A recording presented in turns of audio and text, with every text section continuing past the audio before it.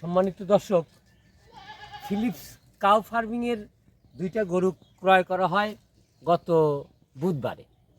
তো সেই বুধবারের আর আজকে হলো মঙ্গলবার, 6 দিন পর আমরা এই গরুটাকে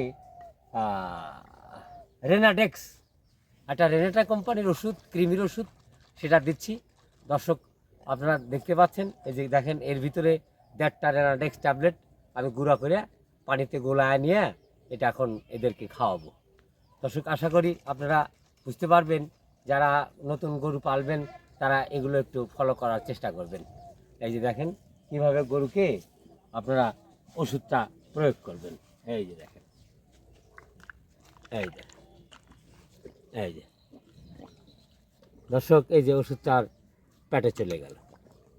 আশা করি এই কৃমির কারণেই মূলত এদের বৃদ্ধির ব্যাপক ব্যাঘাত ঘটে। কাজে আপনারা সবসময় কৃমিমুক্ত রাখার চেষ্টা করবেন গরুকে। এই যে রেনাডেক্স দিয়ে দিলাম, আজকে এই গরুগুলোকে ঝাঁপানো হবে, গোসল করানো হবে এবং আইভারম্যাকটিন একটা ড্রপ আছে, যে ড্রপটাও দিয়ে দেওয়া হবে। দর্শক ধন্যবাদ আপনাদের। হ্যাঁ, তাই।